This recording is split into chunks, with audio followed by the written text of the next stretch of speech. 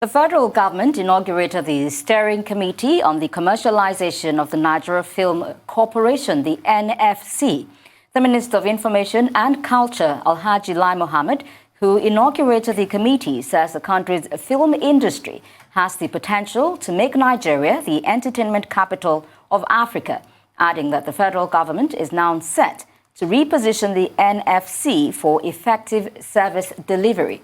Now, joining us to discuss the impact of commercialization, the Nigerian Film Corporation, is a renowned Nigerian filmmaker, Fidelis Duke. Good to have you join us on the morning show.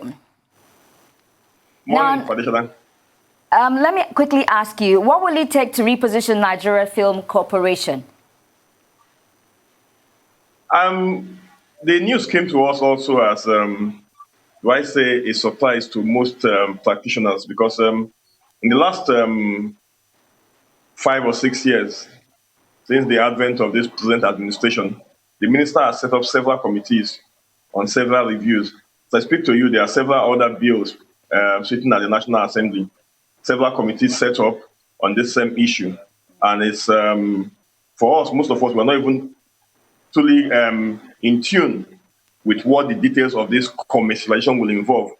The challenge for most of us is that even the committee that was set up does not even have practitioners involved.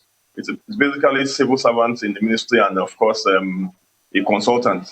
Yes, it's a good idea to commercialize the film corporation after all these years, but when you look back, you begin to ask questions. We've had several other initiatives that have not seen the light of day. As I speak to you, we have the Mobicon bill, which is very important. Even if you want to commercialize, you must regulate the industry. There's a bill sitting at the National Assembly for the past 17 years now, between the presidency and the assembly, 17 years. The Mobicon bill, that seeks to regulate the industry. But one of the biggest challenges most people complain about the Nigerian film industry is that there's no regulation. It's an all-commerce affair. Anybody just comes in, practice, and then walks away. All right, Fidelis, to the average man on the street, what does it mean when it's been said to commercialize the film industry? Okay, simple. To make it more commercial, I think the point the minister made in that when the committee was set up on was that at the moment the Nigerian Film Corporation is not commercial to a large extent. We expect that I know the Nigerian Film Corporation is government owned. It's run by government. That's the first part. We must understand that it's run by government, and government expects that there should be revenue coming from that particular agency of government. The success of Nollywood today, or the Nigerian film industry today, is basically from the private sector. The government has not really done anything to begin to even rake in investment. And I say, when you begin to look at revenue from that sector, you must also invest. Is that agency funded? The question is no, not well funded. That's why they cannot even begin to generate any form of revenue. That's basically making it more commercial. That's the agency of government. But you see, the industry has survived. Let me use Nollywood. Of course, film has been in Nigeria as far back as 1903. But let's use Nollywood. Since the institution of video film production in Nigeria, the industry has survived primarily because it has been run by the private sector. Now, the minister wants to commercialize the film corporation, to make the film corporation a commercial entity, like what happened with our power sector. Obviously, that's what we want to do because the BP is involved in this process. The question we're asking is, what will this new agency look like? I think what the industry needs to a large extent is some level of self-regulation, which we've been doing as practitioners ourselves. Let's see how we can make the sector more viable. Because the challenge too, if you look at the sector, is that it's totally not regulated. Talking about being viable, why don't we see investors knocking down the door in the film industry? I will differ to it to some extent. It depends on what you call investors. Funding for the film industry in the last 10 years, there have been a rapid growth of the sector. From when the first cinema started in Lagos, today we have cinema in virtually about 16 or 17 states in the country. It before now, there were no cinemas everywhere. There are investors coming in every day. The challenge for the investors too, they are also very concerned and having a sector, I keep using that word regulation, a sector that they are sure that when they invest, their return on investment, their ROI is assured. Cinemas in 16 or 17 states, you say, but the entire nation has only 142 movie theaters, whilst countries like South Africa have 782, and India, 11,209. Fantastic.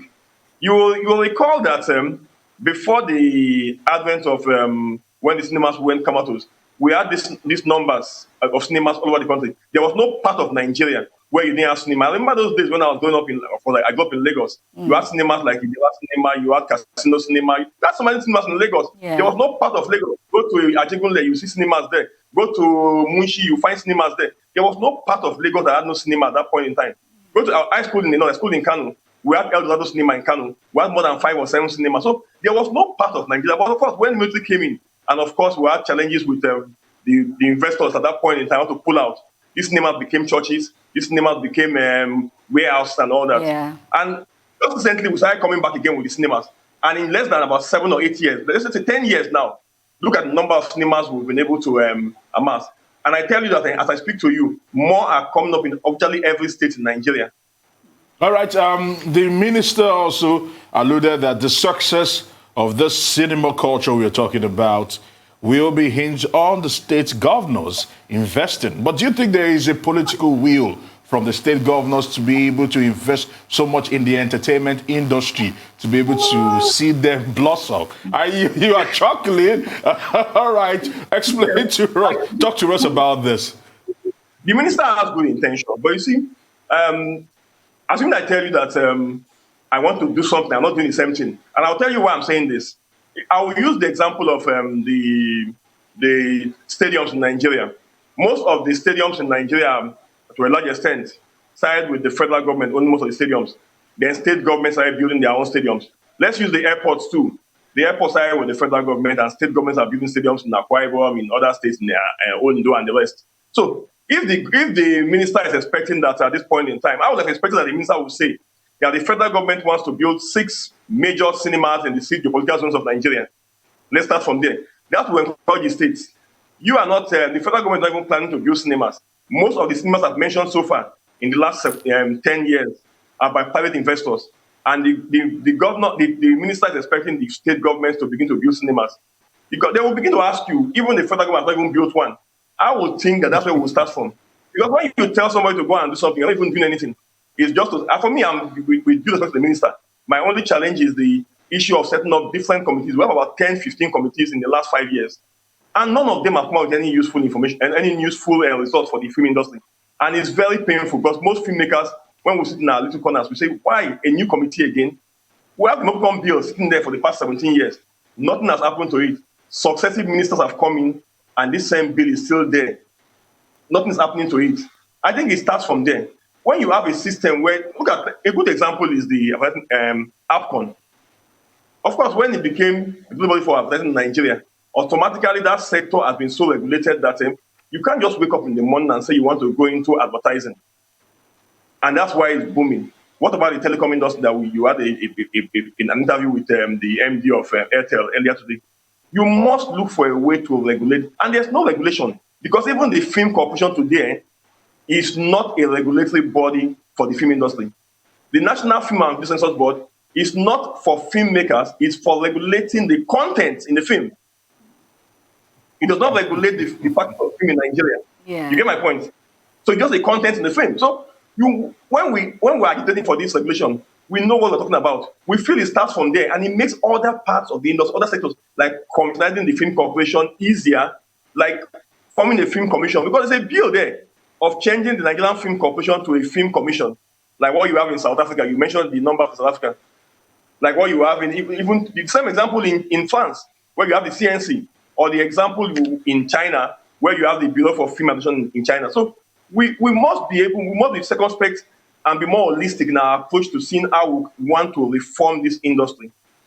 Indeed, I'm going to have to ask you what has happened since we went on lockdown and the difference when we came back after the lockdown. But I'm not sure if we have enough time to do that, so we will go on a short break now. When we return, you will answer that question. Stay with us.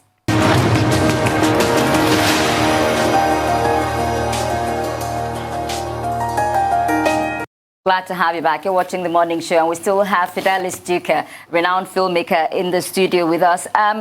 Before we went on the break, I was asking you about the effect of the comeback from the lockdowns we've had. If the cinema industry has seen a comeback, or people are still a bit skeptical about going out there to the movies, for instance.